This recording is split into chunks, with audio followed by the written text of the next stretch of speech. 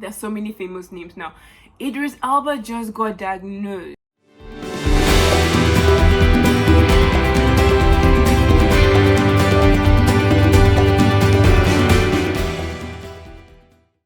Hey guys, welcome back to my channel. We're in trying times in the world, so I hope you're not being consumed with fear. I hope you're not being consumed with all the worry and anxiety that's going on. Today we're going to talk about the coronavirus in details. COVID-19, as it's its government's name, COVID-19. We're going to talk about that today. I had to document it so I don't miss any important bits. There's been lots and lots of new information that have come about, and I think you guys absolutely need to know.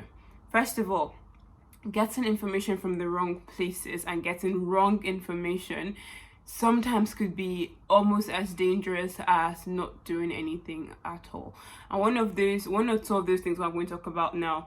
But yeah, I'm just going to give you guys a brief run through of everything we're going to talk about. I had to put it down because there's so many important things that need to not be missed. So just sit tight. Okay. All right. So we're going to be talking about the craze that many people have gone into stockpiling and how that has been awful for a lot of people. We're going to be talking about proper hand washing. We're going to be talking about wearing a mask is important. Do I need to? We're going to be talking about social distancing, which is what governments and most bodies are advising now. Social distancing. We're going to be talking about something that many people have been spreading as a gospel: taking painkillers. I don't know why. We're going to talk about that in details, and you'll see how it's potentially extremely dangerous for you at this point.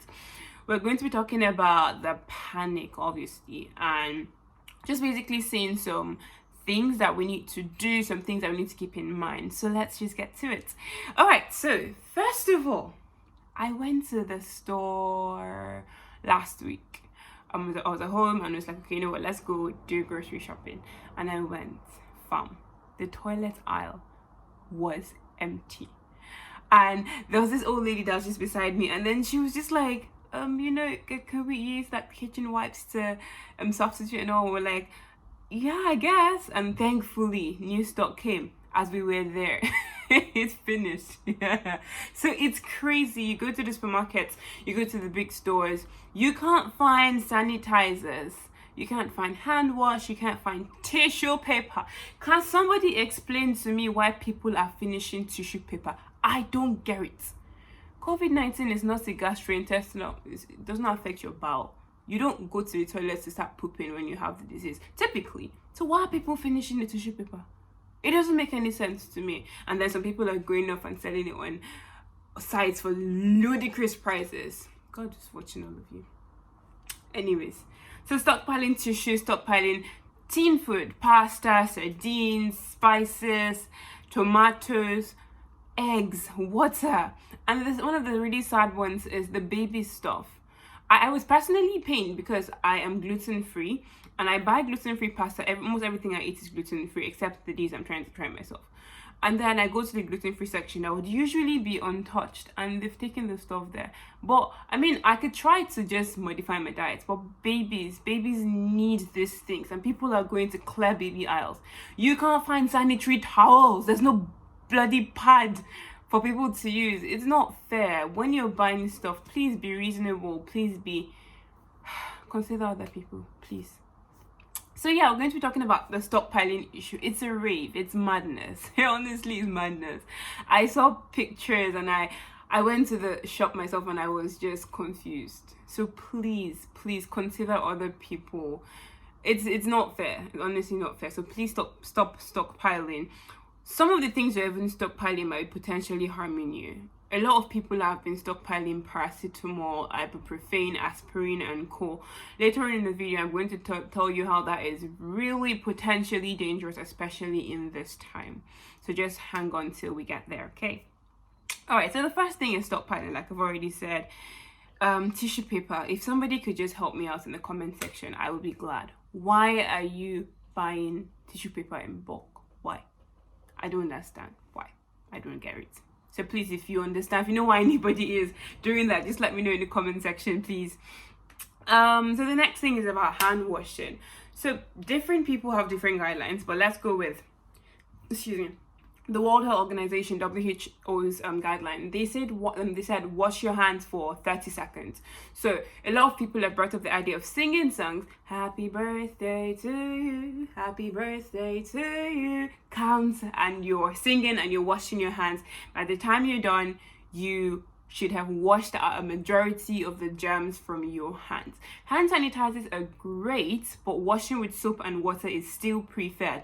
Now, like I'd already said, so many people had removed all the hand sanitizer and the liquid hand wash, but it's fine. If you have your normal soap, you're not gonna die. Just wash your hands, count from 1 to 30. But if you can't, you could sing any of the numerous songs that the happy birthday song. There's so many more. I think there's a Cardi B song some people talk about, but just find a song that lasts for 30 seconds and sing it and wash your hands.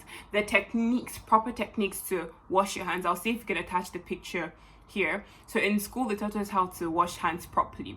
So you should wash the insides, wash the top, wash in between, use the tip of your hands to scrub. So you're washing in there, wash your wrists, and then you rinse. So that's how to do proper hand wash. Okay, do that for 30 seconds, and that would help really to, just sort of wash off all the bacteria, whatever you might have picked up. Now, I know the last time in the other video, if you've not watched it, please go and watch it. The first quick facts. This is going to be a more detailed one.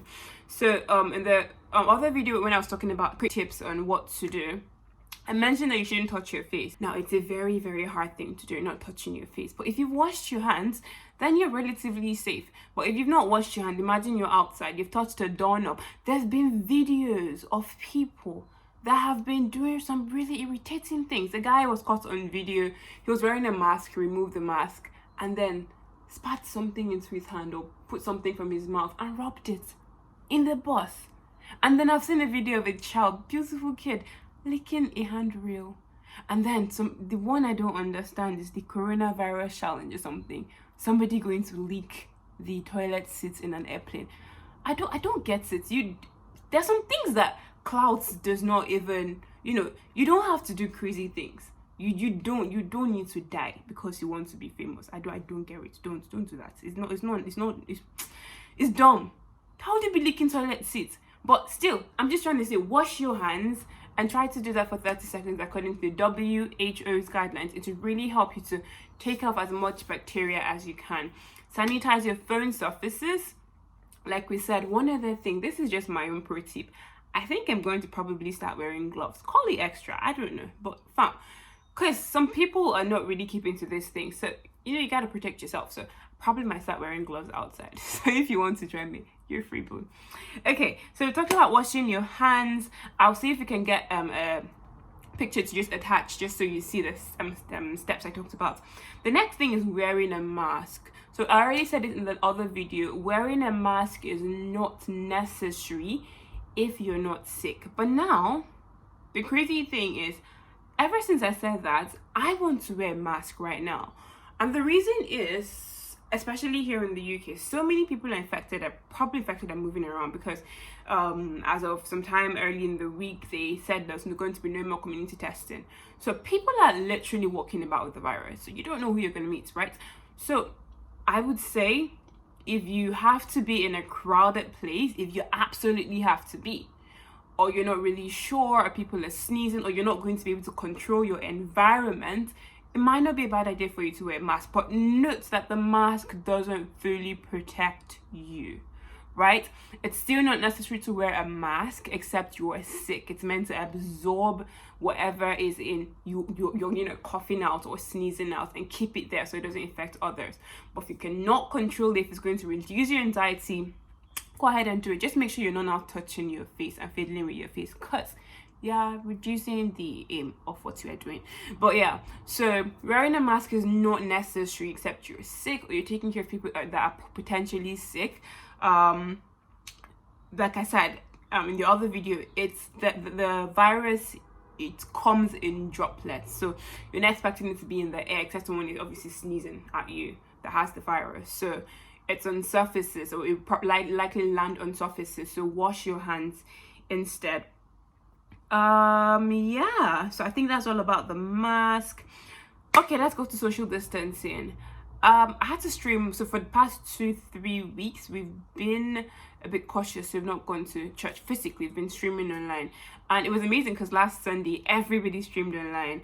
And one of the beautiful things I think I admire about the States is that each of their governments seem to have a sovereignty over their state. So there are different rules, different guidelines in the state. So first of all, what is social distancing? Social distancing simply is trying to, keep your personal space, right? I'm going to read the NHS's guidelines on it and how that should be applied, yes. But yeah, so it's just basically trying to make sure you ensure your personal space to reduce your contact with people who may or may not have the virus, right? So it's stuff like, so let me just go to the site right now and read it out for you. Social distancing measures are steps you take to reduce the social interaction between people. This would help reduce the transmission. They are, number one, avoid contact with people who are displaying the symptom. These symptoms are high temperature and or new continuous cough. I find this very funny because we're entering spring and allergies and stuff. So people will be very scared to sneeze. But if you have to sneeze, you have to cough. Remember, don't cough out in the air. Try to cough into your hands or tissue paper or into your elbows. Preferably not your hands. But if you don't try to do it in the air. So cough into your elbows. If you can't help yourself, your hands or tissue paper and dispose. If you cough into your hands, make sure you're washing your hands soon after. So avoid contact with people who are displaying the symptoms. Again, symptoms: high fever, a new cough, shortness of breath. Avoid non-essential use of public transport. If you don't have to travel, if you don't have to be in that train, if you don't have to go to that party, don't enter a bus, don't enter a taxi, don't enter an Uber. So avoid non-essential travel. If you're not going out, you're reducing your chances of picking this thing, except someone brings it to your house. And number 3, work from home where possible. Number 4, avoid large gatherings. This one is the one that personally pains me. I'm really happy at what some countries have done. Italy, France, I think South Korea is commendable. Like, their efforts are extremely commendable. I don't know how they did it, but they had so many cases at some point, and like they seem to manage extremely well. On the other hand, some other people have been doing some really questionable things. We're not calling names, but yeah, I personally don't see why there's a virus on the loose. People are going around who have the infection. I don't know. Are you going clubbing? Why are you going clubbing? You all are like sardines and you're squishing yourselves. People are sneezing and coughing. There's all that loud music. You're going to a pub. Why are you not staying in your house? This is not the time, to be honest, to be going to all these places. Now, the bad thing about having this thing is, first of all, you might not know. So many people have gone to travel. There's so many famous names now. Idris Elba just got diagnosed. And I would reckon he's probably not somebody who would mix up, with the masses and go in the, on the ground and all of that. So how did he get it? He was in contact with somebody who tested positive. Trudeau's wife, the Prime Minister of Canada, had it. He had to also go into isolation. Trump was in contact with 2 people who had it, the Brazilian president and the senator. Big names, Tom Hanks had it. So important people are having it. Normal people are having it. Anybody seems to be able to get it. So why are you trying to tempt your faith? Stop going to all the places you don't need to. You don't need to go to the club. You will not die. Stay at home. Stay at home on the weekend. So they've cancelled football and NBA and all of that. Watch Netflix. Watch TV. We are going back to 1990s. Imagine there's no Wi-Fi and speak to your family members. Talk. Play board games. Play Sudoku. Chess. You'll be alright. Don't catch the virus. Please avoid unnecessary gatherings. The last one, avoid gatherings with friends and family. Interesting. I would question that, but I would probably think that would be if you have the symptom. Definitely you're self-isolating so you don't infect other people too, especially those who are old. But we'll get to that. Use telephone or online services to contact your GP. Like I said before in the last video, don't go to your GP. Some people, I don't know if it's wickedness, I don't know if they don't know, but some people have actually carried themselves to go to the GP and infected the GP. So they had to close down the whole surgery because of you. I don't know how everybody thinks. I'll speak for myself. I know I don't want to be the reason for someone's demise. I don't know how you'd feel. They're going out and deliberately infected. We've seen cases like that where people are like, oh, because they're dying, they want to cough on the doctors and stuff. Don't be that person. Don't let the devil use you, please. Don't be nasty. Just try to be nice. Be kind to one another, please. All right, so they said, we strongly advise you to follow the above measures as much as you can and to significantly limit your face-to-face interaction with friends and family if possible, particularly if you are, number 1, over 90, number 2, have an underlying condition, so especially those that have things like asthma, those that have COPD, that's, some people call it smoker's cough, that really horrible cough that doesn't really go away. People that have things like maybe cystic fibrosis, underlying conditions, and if you're pregnant, because there's been some cases that there's a case where a baby was born and the baby had the virus. So we don't know if it was vertical transmission, so mother to child, how the baby got, and nobody knows. So if you're pregnant people are usually a risk group. So you're pregnant, you're over 60, you have another health condition, try to particularly adhere to these rules. Now, one of the reasons why it's very important to adhere to these rules is that, like I said before, you might be a carrier and you're feeling fine. So many of these people that have had it all tell you that they've been feeling fine. I've listened to quite a number of accounts for people that had this thing before, and many of them are like, oh, I felt very normal, I felt this. But the thing is, in that first period, the time when it seems like you're only coughing or sneezing, the seeming flu phase of it, you're very contagious, just like chickenpox. You're very infectious before it actually starts to show. So when you're infectious, you could actually infect a number of people. Your body might be able to take it, but somebody else's might not.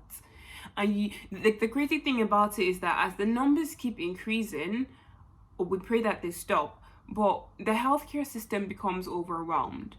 We don't have enough doctors to handle these people. If doctors start getting sick, nobody can treat you. That's where it's like you get to the top of the curve, is now diminishing returns. More people start dying, more people are not able to get the help that they need, and everything just goes bonkers. So I personally hated the guideline that was given at a point when they stopped the community testing.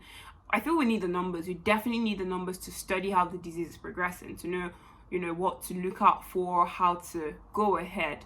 But at the same time, I think I kind of get it, in the sense that if they're trying to put those numbers to a minimum by telling you, okay, if you have the symptoms, self-isolate, then they would leave room for those that actually need the help. I saw places where people were sharing testimonials about things happening in Italy, France, etc., where the hospital system is so overwhelmed that even someone who had a stroke, for example, someone who had a bleeding in the brain, that's a stroke, will not get attended to, because obviously then there's no bed. You're not going to come and sit on the tree or sit on the floor. And if this kind of thing happens, it's a disaster. It's a looming disaster. So I get it from that point. But at the same time, I believe this will only work if we actually listen to these instructions. So please, if not for yourself, for the 90-year-old person or that 2-year-old child, or even your age mate who has asthma or something that you might not know. Nobody has anything written on their face when they're going. Just try to be kind and adhere to these rules. Now, they said you should self-isolate. Self-isolate basically means you stay at home. If you are somebody that's sick and you have a large family, you should be in a separate place. So everybody should try to minimize contact with you or avoid contact for that particular period of time. Use deliveries. If you need help, call NHS. Just ask for service. Call your GP. Call somebody to help you. I'm not too sure what measures are in place in Nigeria, but I'm very glad that the cases, as of now, there's only the third case that's a new active case. So the thing is, this thing spreads like wildfire. So all these rules are very, very important to adhere to, just so we put all these things on the check. It's no joke. Somebody that has it might have just a flu and be fine, but somebody might go all the way to having a system failure, right? That means they're not breathing properly, the kidneys are overloaded, the lungs are not working well, they're gasping for air, respirators are failing, and they die. So please, this is very serious. Just be kind, be nice. A little thing that you do could try to make a huge turn in the overall scheme of things with this. So please be nice. All right, so we've talked about that in details, I believe. Another thing here is paracetamol.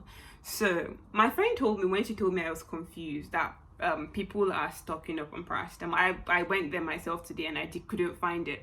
Now, the thing with these, the paracetamol is not really the main culprit I'm concerned about. It's the other ones people are buying: ibuprofen, naproxone, aspirin, the other stronger one.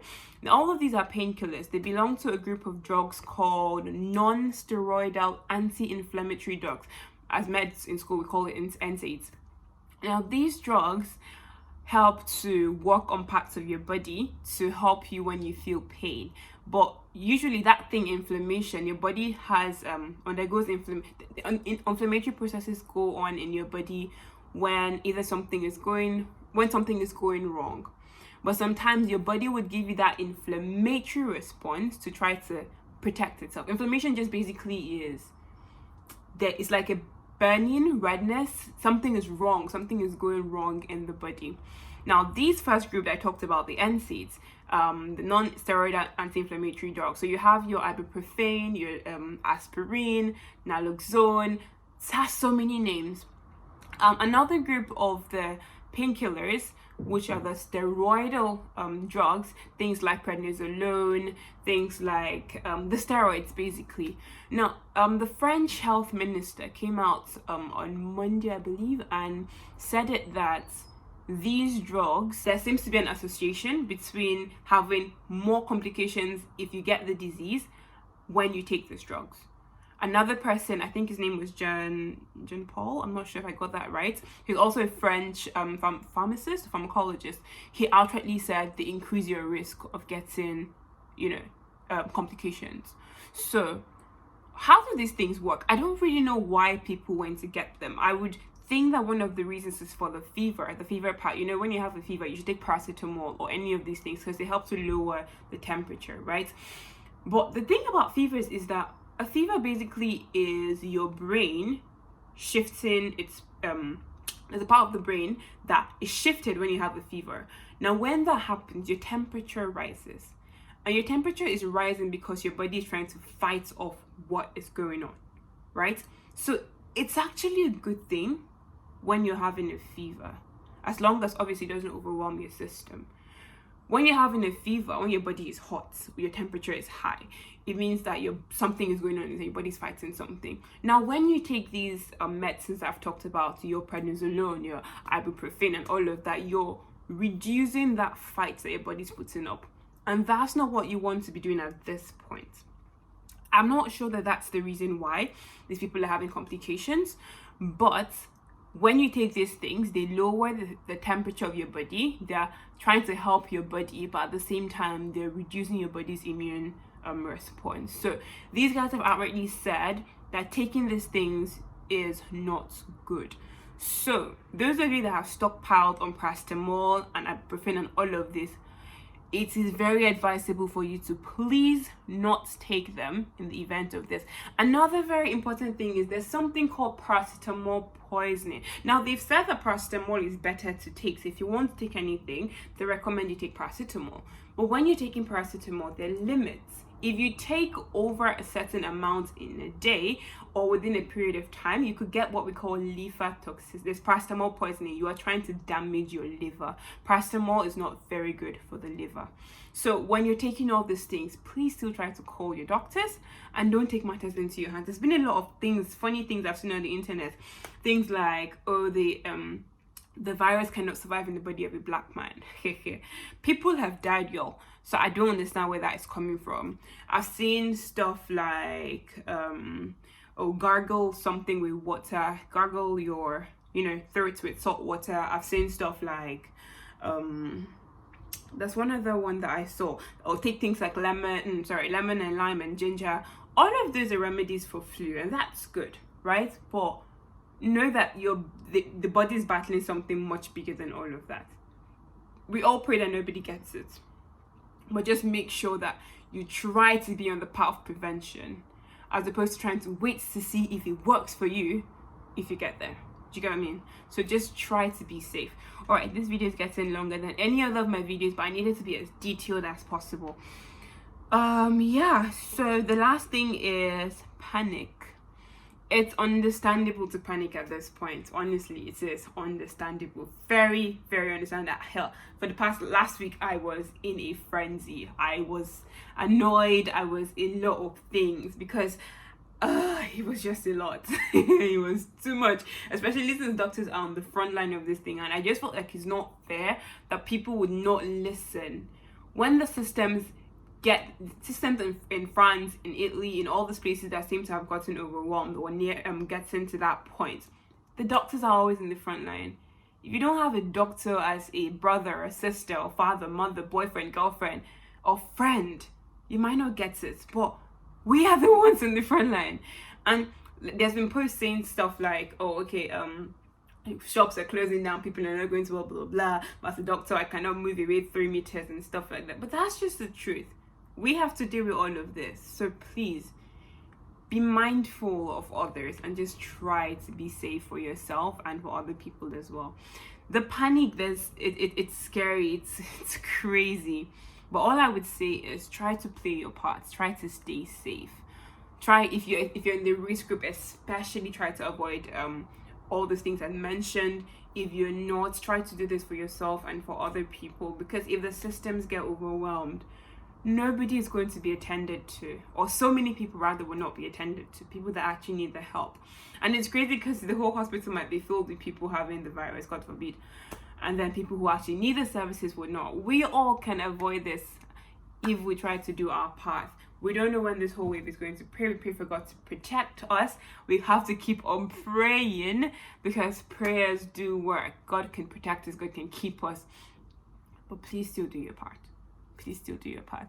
All right, so this has been a very long session. I hope you watched to the end, and I hope to see you next week, same time, same place. I'm going to stop you. Like, and subscribe to our channel right now.